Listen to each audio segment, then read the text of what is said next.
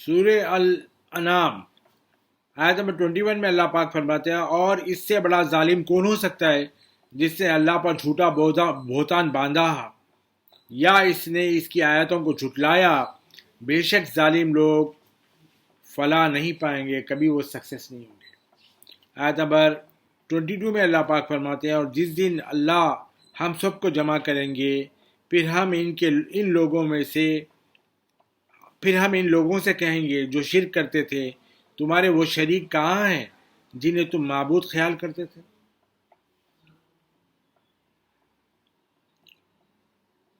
آپ بھی پوچھیں گے، آپ لوگ بھی پوچھیں گے۔ آیت نمبر 23 میں اللہ پاک فرماتے ہیں، پھر ان کی کوئی معافی مانگنا، کوئی معذرت نہیں رہے گی، کوئی معافی مانگنے کا چانس نہیں رہے گا، بجز اس کے کہ وہ کہیں گے ہمیں اپنے رب اللہ کی قسم ہے کہ ہم مشرک نہ تھے۔ اتنی بڑی جھوٹ بولیں گے اللہ کی قسم کھا کر۔ آیت نمبر 24 میں اللہ پاک فرماتے ہیں، دیکھیے انہوں نے خود اپنے اوپر کیسا جھوٹ بولا، اور جو بہتان دنیا میں تراشا کرتے تھے، باندھتے تھے، وہ ان سے غائب ہو گیا۔ آیت نمبر 25 میں اللہ پاک فرماتے ہیں، اور ان میں سے کچھ وہ بھی ہیں جو آپ کی طرف کان لگائے رہتے ہیں،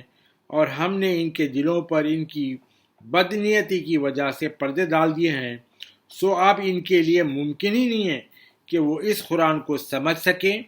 اور ہم نے ان کے کانوں میں ڈانٹ دے دیے ہیں، ڈٹے مار دیے ہیں، اور اگر وہ تمام نشانیوں کو کھلا بھی دیکھ لیں تو بھی اس پر ایمان نہیں لائیں گے، حتیٰ کہ جب آپ کے پاس آتے ہیں، آپ سے جھگڑا کرتے ہیں۔ اس وقت کافر لوگ کہتے ہیں کہ یہ قرآن پہلے لوگوں کی جھوٹی کہانیوں کے سوا کچھ نہیں ہے۔ آیت نمبر 26 میں اللہ پاک فرماتے ہیں، اور وہ دوسروں کو اس نبی کی اتباع اور قرآن سے روکتے ہیں، رسول اللہ کی کو فالو کرنے سے اور قرآن سے دوسرے لوگوں کو روکتے ہیں،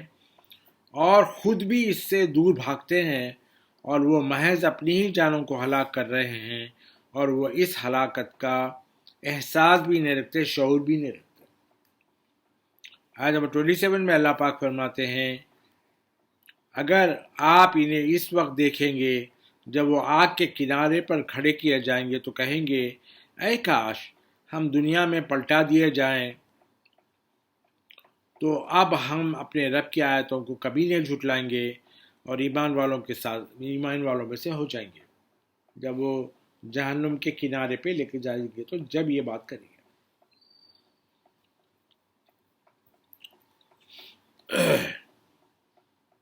آیت نمبر 28 میں اللہ پاک فرماتے ہیں، اس اقرار میں کوئی سچائی نہیں ہے، یہ لوگ جو بول رہے ہیں اس میں کوئی سچائی نہیں ہے، بلکہ ان پر وہ سب کچھ ظاہر ہو گیا ہے جو پہلے چھپایا کرتے تھے، اور اگر وہ دنیا میں لوٹا دیے بھی جائیں تو پھر وہی دہرائیں گے جس سے وہ روکے گئے تھے، اور بے شک وہ پکے جھوٹے ہیں۔ آیت نمبر 29 میں اللہ پاک فرماتے ہیں، اور یہی کہتے رہیں گے جب انہوں نے پہلے کہا تھا کہ ہماری اس دنیاوی زندگی کے سوا اور کوئی زندگی نہیں، اور ہم مرنے کے بعد نہیں اٹھائے جائیں گے، تو دنیا میں آ کے وہی بولنا شروع کر دیں گے۔ آیت نمبر 30 میں اللہ پاک فرماتے ہیں، اور اگر آپ انہیں اس وقت دیکھیں گے جب وہ اپنے رب کے سامنے کھڑے کیے جائیں گے، اور انہیں اللہ فرمائے گا، کیا یہ زندگی حق نہیں ہے اب جو تم کھڑے ہو؟ تو کہیں گے کیوں نہیں ہمارے رب کی قسم یہ حق ہے۔ پھر اللہ فرمائے گا، بس اب تم عذاب کا مزہ چکو، اس وجہ سے کہ تم کفر کیا کرتے تھے۔ آیت نمبر 31 میں اللہ پاک فرماتے ہیں، بس ایسے لوگ نقصان میں رہیں جنہوں نے اللہ کی ملاقات کو جھٹلایا، یہاں تک کہ جب ان کے پاس اچانک قیامت آ پہنچے گی تو کہیں گے، ہائے افسوس ہم پر جب ہم نے اس قیامت پر ایمان لانے کے بارے میں تقصیر کی، یعنی جھٹلایا، اور وہ وہ اپنی پیٹھوں پر اپنے گناہوں کا بوجھ لادے ہوئے ہوں گے۔ سن لو، وہ بہت برا بوجھ ہے جو یہ اٹھا رہے ہیں۔ آیت نمبر 32 میں اللہ پاک فرماتے ہیں اور یہ دنیاوی زندگی کی عیش و عشرت کھیل اور تماشے کے سوا کچھ بھی نہیں ہے، اور یقیناً آخرت کا گھر ہی ان لوگوں کے لیے بہتر ہے جو تقوی اختیار کرتے ہیں۔ کیا تم یہ حقیقت نہیں سمجھتے؟ آیت نمبر 33 میں اللہ پاک فرماتے ہیں اے حبیب مکرم صلی اللہ علیہ وآلہ وسلم، بے شک ہم جانتے ہیں کہ وہ بات یقیناً آپ کو رنجیدہ یعنی آپ کو غمگین کر رہی ہے جو یہ لوگ کہتے ہیں، بس یہ آپ کو نہیں جھٹلا رہے ہیں، لیکن حقیقت یہ ہے کہ یہ ظالم لوگ اللہ کی آیتوں سے ہی انکار کر رہے ہیں۔ آیت نمبر 34 میں اللہ پاک فرماتے ہیں اور بے شک آپ صلی اللہ علیہ وآلہ وسلم سے قبل بھی پہلے بھی بہت سے رسول جھٹلائے گئے ہیں، مگر انہوں نے جھٹلائے جانے اور اذیت پہنچائے جانے کے پر صبر کیا، حتیٰ کہ انہیں ہماری مدد آ پہنچی، اور اللہ کی باتوں یعنی وعدوں کو کوئی بدلنے والا نہیں، اور بے شک آپ صلی اللہ علیہ وآلہ وسلم کے پاس یعنی قلب کے سکون تسکین قلب کے لیے رسولوں کی خبریں آ چکی ہیں۔ آیت نمبر 35 میں اللہ پاک فرماتے ہیں اور اگر آپ پر صلی اللہ علیہ وآلہ وسلم پر ان کے ردگردانی شاخ گزر رہی ہے، یعنی رسول اللہ کو جو یہ لوگ انکار کر رہے ہیں وہ ایک مشکل دکھ رہا رسول اللہ کو، اگر تکلیف دہ ہے،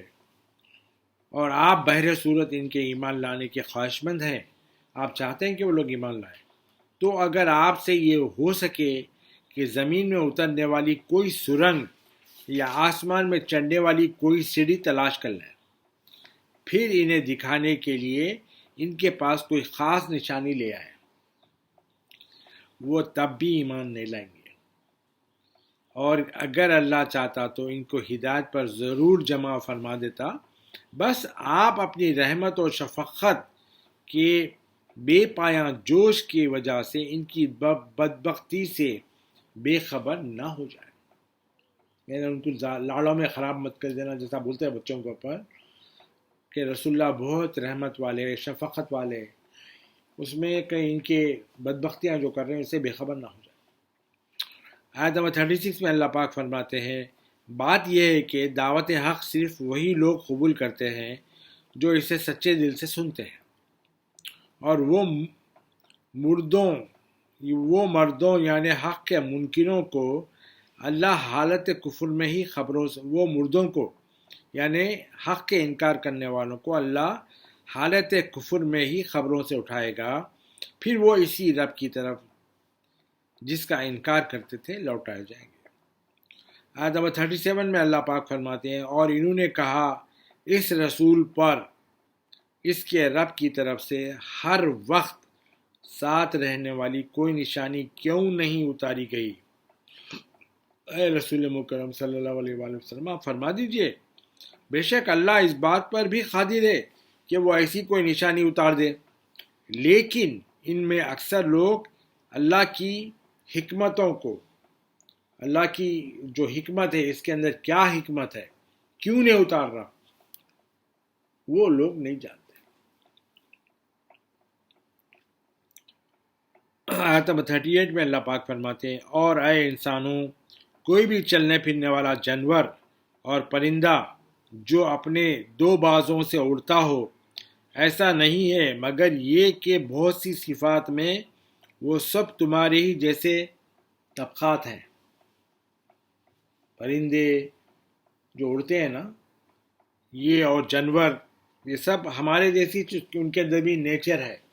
ہمارے ویسی صفتیں ہیں ان کے اندر، اس کے بھی ان کے اندر طبقات ہے، الگ الگ گروپس ہیں،